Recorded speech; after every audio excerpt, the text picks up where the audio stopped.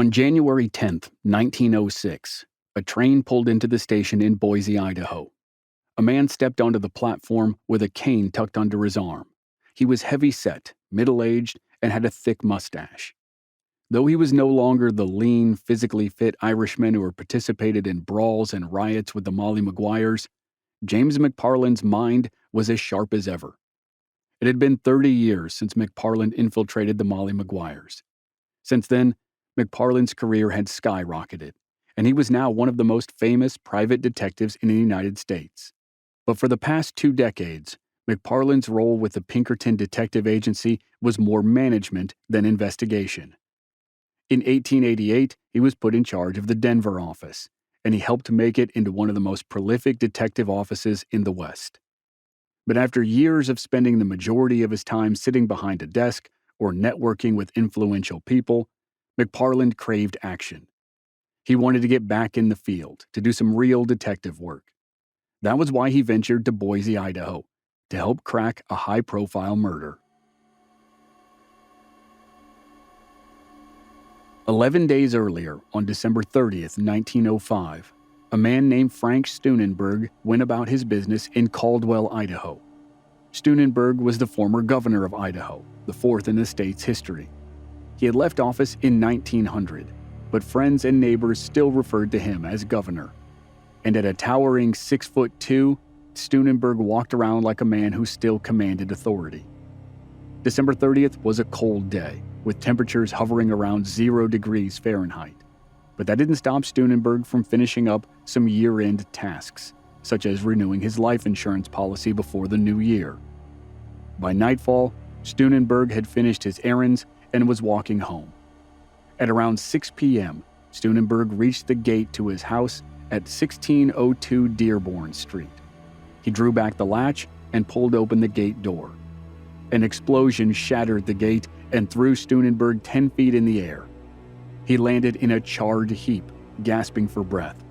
His ears were ringing as blood ran down the sides of his head.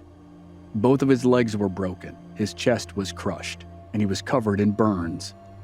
Shortly after the explosion, 3 doctors were by Steunenberg's side and attending to his injuries. Unfortunately, Steunenberg's condition was fatal. Within 20 minutes of the explosion, 44-year-old Frank Steunenberg passed away. The assassination of Frank Steunenberg was a local sensation. Everyone wanted to know who had committed such a brazen act of violence against a former governor. Within hours, current governor Frank Gooding shut down Caldwell to prevent the killer from escaping and issued a $25,000 reward for anyone who could catch the culprit. A sheriff's posse rounded up anyone who seemed like a suspicious out-of-towner. Among those arrested was a man who introduced himself as Tom Hogan. Hogan claimed that he wasn't a total stranger. He'd come to Caldwell on a number of occasions for business. But subsequent questioning revealed inconsistencies in his story. He couldn't keep straight whether he was in town to buy livestock or land or both. And when the sheriff searched his hotel room, the sheriff found traces of gunpowder and plaster of Paris. On New Year's Day, 1906, Hogan was formally charged with murder. As it turned out, Tom Hogan was not the man's real name. He was known around the region as Harry Orchard and was wanted for bombings in Colorado. It seemed to be an open and shut case, but as the days went by, some in the Idaho government were convinced that Orchard didn't act alone. Idaho authorities needed help cracking the conspiracy. They needed James McParland.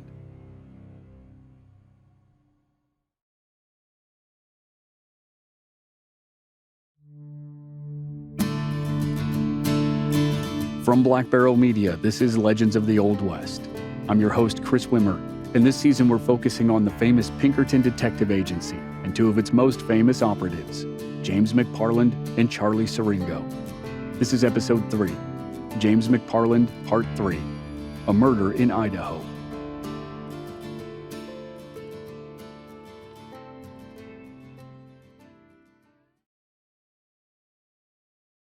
James McParland greeted Idaho's Chief Justice at the train station, and they went to a meeting with Governor Frank Gooding to discuss the investigation. It was in a messy state. Agents from the Teal Detective Agency handled the initial investigation, but McParland didn't want to share the case with a competitor. Governor Gooding agreed. They'd pass everything to McParland and the Pinkertons, but they needed to move fast. Harry Orchard wasn't going away without a fight. There was a lawyer coming to Idaho to represent him, paid for by the Western Federation of Miners. The WFM was founded in 1893 from the remains of a failed labor strike in the Idaho Panhandle. Over the past 13 years, the union earned a reputation for militant actions. And the fact that the WFM was sending a lawyer to defend Harry Orchard seemed to confirm something that many already suspected. Frank Steunenberg's assassination was a plot by the WFM. In 1899, Steunenberg had made an enemy of organized labor when he mobilized the National Guard against union members to resolve a dispute. The wave of unlawful arrests was seen as a betrayal by his working-class supporters. James McParland's team needed to get to Harry Orchard before the WFM did. They wanted to build a conspiracy case, but all they had was one man. That was James McParland's challenge. He needed to get Orchard to cooperate. McParland suggested they move Orchard to an isolated cell on death row. The pretense was to prevent any allies from springing Orchard from prison, but the real reason was psychological. McParland believed that if Orchard were isolated for long enough and contemplating a walk to the gallows, he'd be much easier to convince to cooperate. It seemed like a smart idea to Governor Gooding and the Chief Justice. However, McParland's proposal was irregular and maybe even illegal. Orchard had yet to be tried or convicted of a crime. In order to make the transfer happen, they needed the cooperation of the presiding judge. McParland, having learned from his time glad-handing politicians in Denver, had a plan for that as well. On January 12th, McParland met with Governor Gooding and Judge Frank Smith at McParland's hotel suite, and they discussed what to do with Orchard. McParland laid out his reasons for wanting to isolate and intimidate Orchard. Judge Smith seemed swayed by McParland's argument, but still balked at the illegality of the maneuver. The judge pointed out that if someone issued a writ of habeas corpus, there'd be no way to justify the treatment of Orchard. At a pause in the conversation, Governor Gooding excused himself from the room. During the brief break, Judge Smith noticed a lapel pin that McParland was wearing. The pin indicated that McParland was a member of the Benevolent and Protective Order of the Elks, a fraternal club that McParland had joined years ago in Denver. McParland wasn't wearing the pin just to wear it. It was a purposeful tactic. McParland knew that Smith was also an elk, and McParland chose the pin specifically for the meeting. From that point on, Judge Smith became much friendlier to McParland, and he agreed to all of McParland's requests. McParland had his way. Now all he had to do was wait for Harry Orchard to get scared enough to tell him everything. The first phase of James McParland's plan went into action on January 19, 1906. The accused bomber, Harry Orchard, was taken to a federal penitentiary in Boise and thrown into a cell on death row. Orchard received no explanation for the sudden transfer. He was simply locked in a cell next to two convicted murderers, both of whom were waiting to hang. The next 2 days were rough for Harry Orchard. He was not allowed to leave his cell, and he sat in the filth waiting for anything to happen. Finally, on the third day, a man escorted by police officers paid Orchard a visit. Orchard didn't think much of the man. To Orchard, he looked like just another bureaucrat or a lawyer. James McParland looked down at Orchard through his steel-rimmed spectacles and told Orchard that if he confessed to his crimes and named his co-conspirators, the judge would show him mercy. Orchard refused to talk, and he insisted he had committed no crime. So McParland opted for a different approach. McParland asked Orchard if he had ever heard of the Molly Maguires, and how 20 of them had gone to the rope for killing the enemies of a labor movement. McParland also added that some of the Mollys had turned state's evidence, even those guilty of severe crimes, and were allowed to go free. Orchard scoffed. He said the downfall of the Mollies was due to the dastardly detective James McParland. McParland asked Orchard if he had ever seen the famous detective, either in the papers or in real life. When Orchard said he hadn't, McParland revealed his identity. Orchard was shocked to learn that he was talking to the dastardly detective himself. McParland began weaving an elaborate metaphor for Orchard. He said that men who committed violence on behalf of a conspiracy were merely tools of criminal actors, not necessarily criminal actors themselves. According to McParland, the tools deserved mercy compared to those who masterminded the plot. The masterminds were the true villains. McParland never made an explicit promise to Harry Orchard. He never said immunity was on the table because he couldn't make that promise. Instead, he let Orchard come to his own conclusions and didn't correct any assumptions which might be overly generous. He gave Orchard 3 days to reflect on their conversation, during which time Orchard was allowed to bathe, shave, and exercise. McParland returned to Orchard on January 25th, and he found Orchard in much higher spirits. Orchard had given McParland's offer some thought and agreed to help the prosecution, provided he was treated in good faith.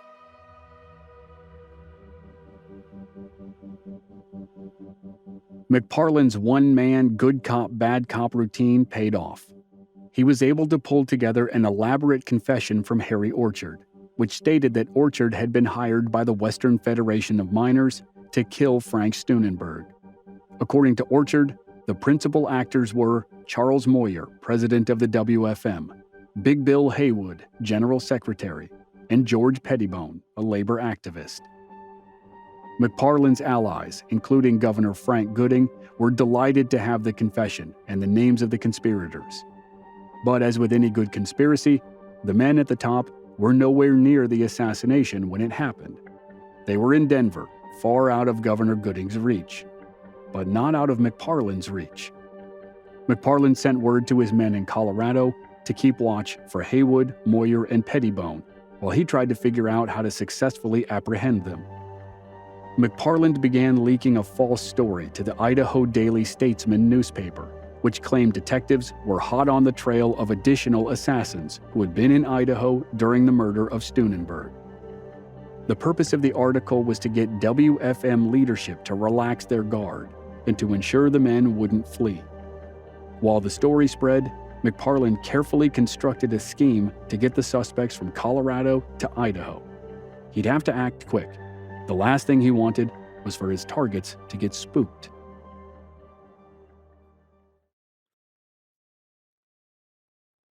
Around 8 p.m. on February 17, 1906, WFM President Charles Moyer left his home in Denver and headed for the train station.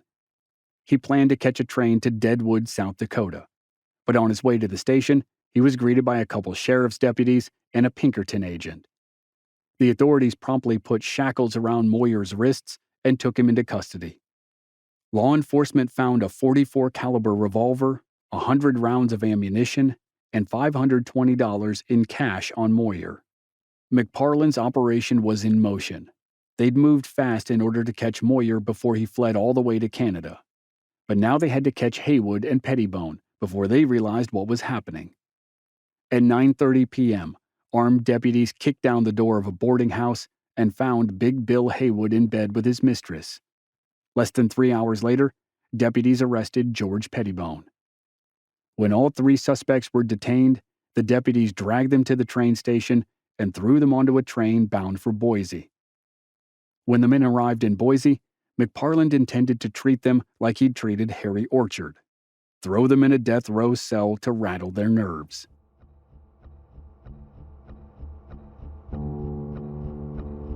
Word of the arrests reached the press almost immediately, and the media's response was not in McParland's favor. Colorado newspapers were outraged. They labeled the arrests kidnappings. They also called the train that McParland used, quote, pirate special. They were quick to point out that it was illegal to treat people like fugitives when they weren't even in the state where the crime was committed. Frustrated by the negative publicity, McParland held meetings with reporters in an attempt to control the narrative. During the meetings, He said his actions were necessary, as authorities had an abundance of evidence of the men's guilt. He also took the time to respond to criticisms he'd been facing from his opponents among the WFM and other organizations. He mocked his enemies for thinking he was no longer someone to be feared, and he also insisted that he was not waging war against organized labor. He was waging war against anarchy and dynamite. But no matter what he claimed, organized labor fought back. While McParland was attempting to manage his image, the WFM was actively moving to protect its members. Attorney Edmund Richardson was already building a case for the defense, and he had two easy points of attack. First, McParland was holding all the prisoners illegally on death row. Second, 3 of the men had been taken from Colorado, which was a direct violation of their rights. On February 26th, Richardson held a meeting with labor leaders in Denver to discuss the preliminary aspects of the case.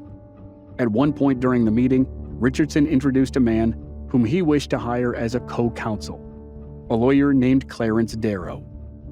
Darrow was 50 years old, and he was a new face to the world of labor rights, but his reputation was already strong. He had shown he was willing to play hardball if it meant getting his clients free. James McParland didn't know it yet, but if he wanted his conspiracy case to stick, he'd have to outthink Clarence Darrow.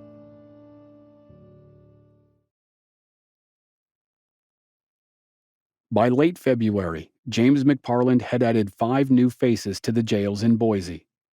One of the men was a miner named Steve Adams. Against McParland's wishes, Adams was thrown into the same cell as Harry Orchard. When McParland found out, he demanded the deputies move Adams to a solitary cell.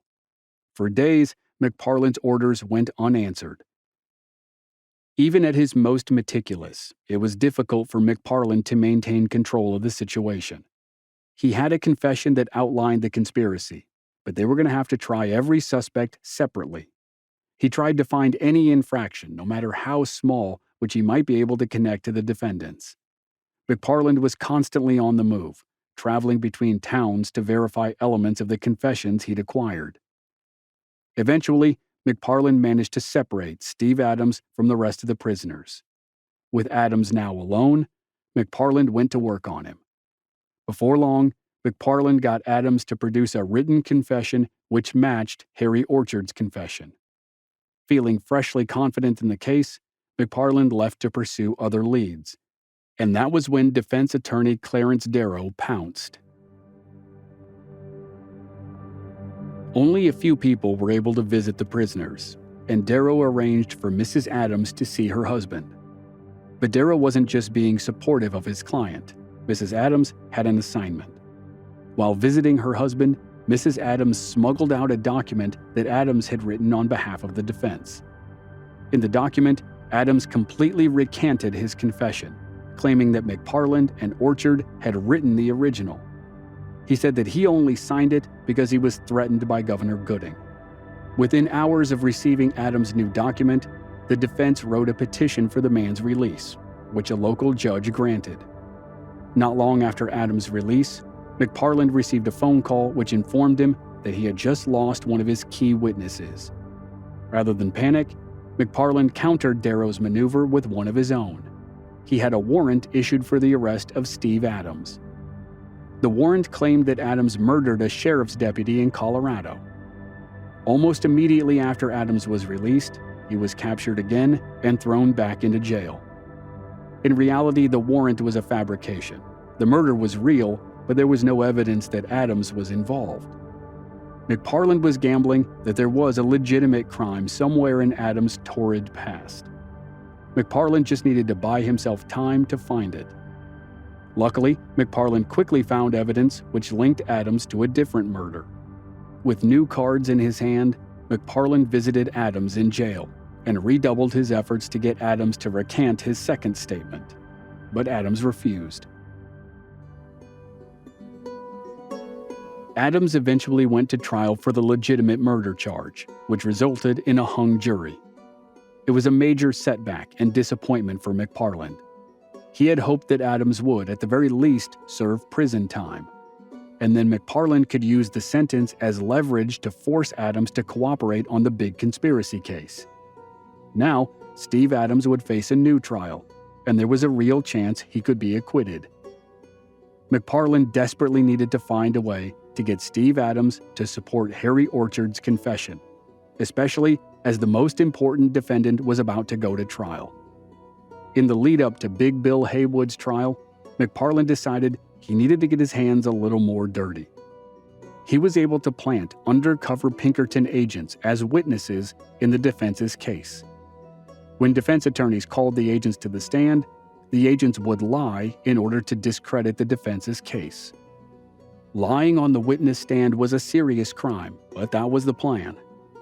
To McParland's shock, the defense lawyers ignored his agents and never called them to testify, or the lawyers discovered the agents' true identities and ran them out of town. The sneaky and illegal plan had failed, but fortunately for McParland and the prosecution, the defense seemed to be rethinking its case after the deadlock in the Adams trial. Since Clarence Darrow had been unable to secure Steve Adams' freedom, Edmund Richardson, the WFM's lead counsel, chose to take point for the big trials of Bill Haywood, George Pettibone, and Charles Moyer. With the defense's best attorney now in a supporting role, McParland and the prosecutors thought they might still be able to secure a conviction against the men who mattered. As May 1907 began, it was time for the first accused conspirator to face a jury of his peers.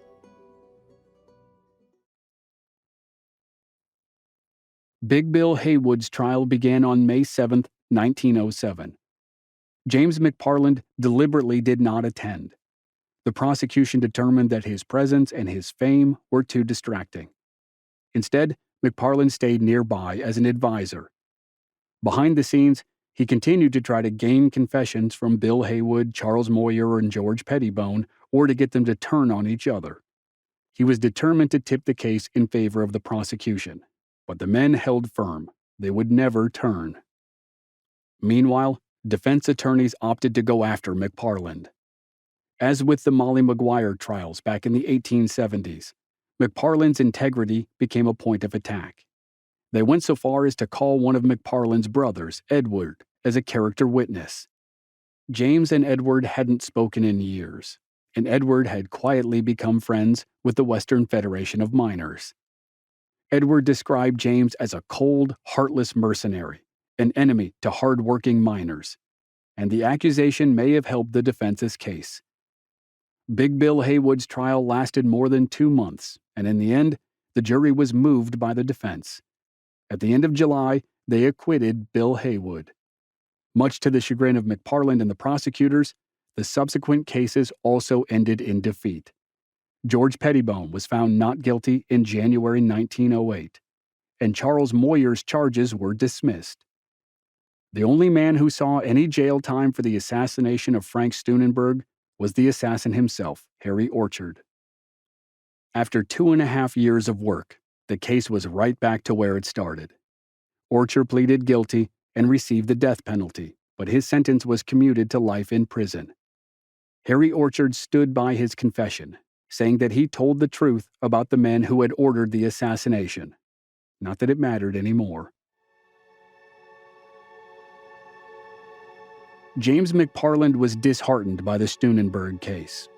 The losses in court were bad, but he was just as concerned about his failure to plant undercover agents as witnesses in the defense's case. McParland knew he had been careful in his effort to sabotage the defense, and yet, every single agent had been discovered. He knew there had to have been a logical explanation, and he came to an inevitable conclusion. Clarence Darrow must have had a spy in McParland's office. McParland started looking into his agent's financial records to see if any received large sums of money while he was in Idaho. By December 4, 1908, McParland believed he had found the traitor. If true, the betrayal was deep. McParland believed the traitor was the superintendent of the Denver office, H. Frank Carey. During the Big Bill Haywood trial, Carey had received several payments he couldn't account for, and which were suspiciously close to the time that McParland's operatives were discovered by the defense. McParland called Carey into his office and demanded to see Carey's account books. Carey's books would be able to confirm what McParland already knew. Carey had received direct payments from someone outside of the Pinkerton agency during the trial. Carey attempted to defend himself, claiming that he never received a dime from the WFM, but he refused to explain where the money came from.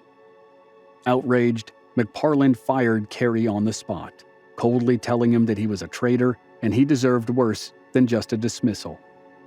When Carey returned a few days later to request unpaid wages, McParland slammed the door in his face.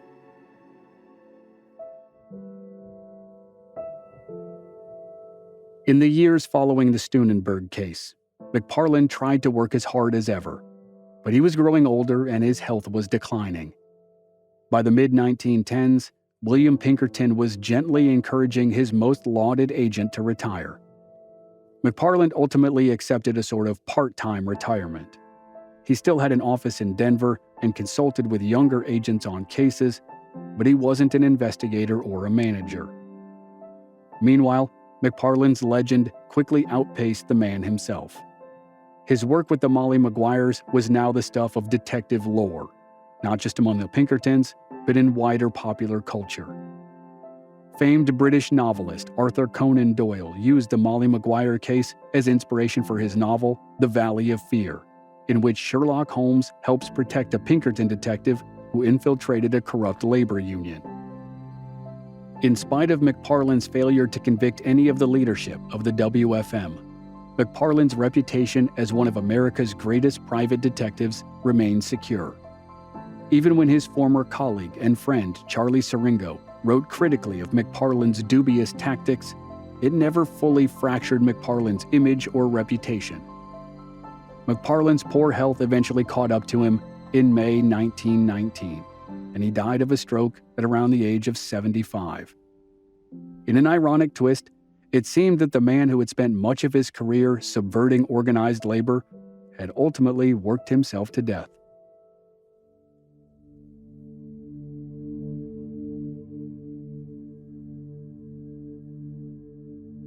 Next time on Legends of the Old West, we begin our dive into the life of McParland's best agent, Charlie Siringo.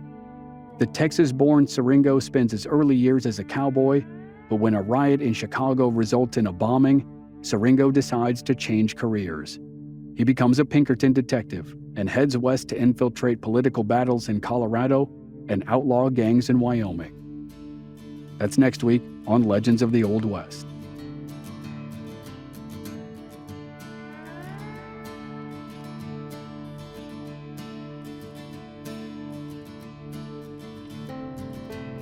Members of our Black Barrel Plus program don't have to wait week to week to receive new episodes.